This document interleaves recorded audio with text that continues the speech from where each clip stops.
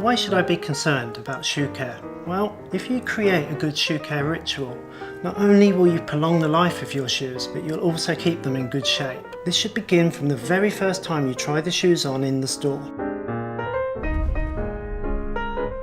Here at John Lobb, we have a selection of products designed to keep your shoes in perfect condition. Starting with the John Lobb shoe horn. This should always be used to protect the back of the shoe. The overshoe to protect from extreme weather conditions. A shoe tree designed to stretch the shoe back out and keep it in perfect shape. A range of creams and waxes in all colours to complement our leathers. And obviously we have a range of brushes and cloths designed to apply those creams and waxes. And finally laces if you find that yours should fray. What I'd like to do is invite you into the John Lobb workshop and demonstrate how we use these products.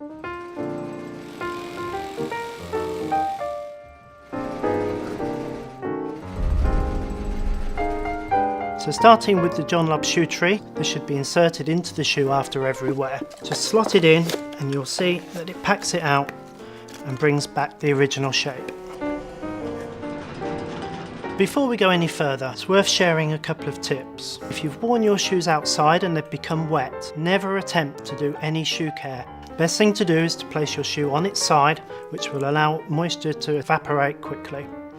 Never try to force dry them near a radiator, they need to be left at room temperature.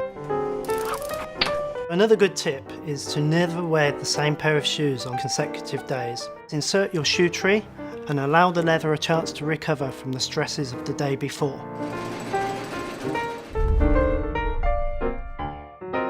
The first thing we want to do before we apply any products is make sure that it's clean. The first thing we'll do is take a hard bristled brush. We're going to work our way all the way around the shoe, paying particular attention to what we call the feather edge, where the sole joins the upper. So brushing in firm strokes, backwards and forwards, what we're looking to do is to remove any dust or debris from the previous day's wear.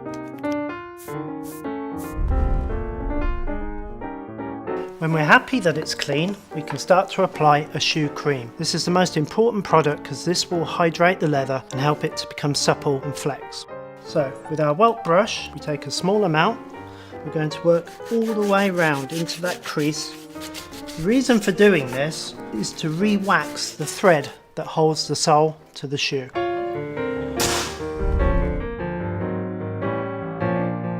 So next we take our Velvet cloth. We're now ready to apply our shoe cream to the rest of the upper. Never feel like you want to throw away a worn cloth. The more it's used, the better it performs. So wrapping it around your index finger, we take a small amount of cream and massage it into the leather. Personally, I like to start at the toe area and work my way back, as long as you pay particular attention to cover all the upper. Try to apply the cream in small concentric circles. This will ensure you get no streaking as you apply the cream. Pay particular attention to any areas where the shoe flexes, because this is where the leather's most stressed. A handy tip when buying shoe cream is if you like the colour of your shoes exactly as they are, always choose a shade of cream slightly lighter. If you want to enrich the colour of your shoes, choose a shade slightly darker. Don't be frightened about how much cream you put on. Much like a skin moisturiser, the leather will only take in what it needs. Okay, with the cream applied, usually you'll leave this for 5 to 10 minutes to allow the cream to really penetrate into the fibres of the leather.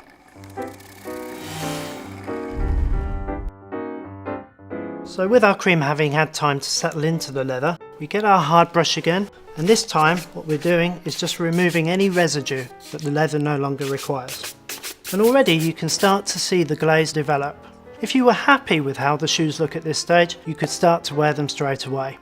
But if you want your shoe to look more refined and more elegant, we can apply a shoe wax which will develop a shine, a patina as we call it.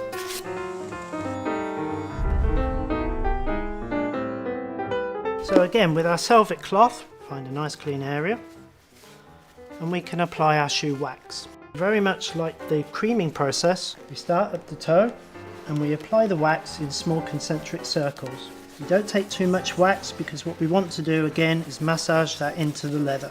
Never apply too much to the areas of the shoe where it flexes. What will happen is as the wax hardens, when it flexes again, the wax will actually break away. Apart from the advantage of having a shinier shoe, this will also offer some protection from water penetration. So slowly and meticulously work your way around the shoe. You need to be very patient. If a shoe hasn't been particularly well cared for, it can take 5 to 6 layers of wax to get a film to sit on the surface. What you'll see is the wax on the surface will begin to mist. What we do then is just take a dab of normal tap water and drop that onto the surface. And what this will do is just bring the paraffin in the wax to the surface and develop the shine. If you want a much shinier shoe, it's just a case of repeating the process of a little more wax and a little more water. The more layers of wax that you put on, the shinier your shoes will become. If you're happy with this level of shine, you can finish there. We'll again leave the wax for 5 to 10 minutes just to set and settle on the surface of the leather. The very finishing touch is to take our soft brush and just remove any excess wax that the leather doesn't need. And there you have it. You can see that this shoe has been restored to its former beauty.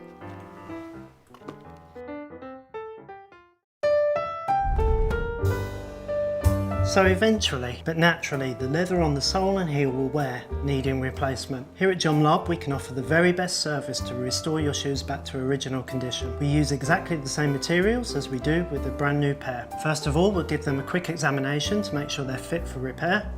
We'll insert the original last to make sure that there's no alteration to fit or comfort. The sole, heel and welt will be removed, and obviously the new ones constructed. Finally, while in the workshop, we'll refinish the upper to bring it back to as near new condition as possible.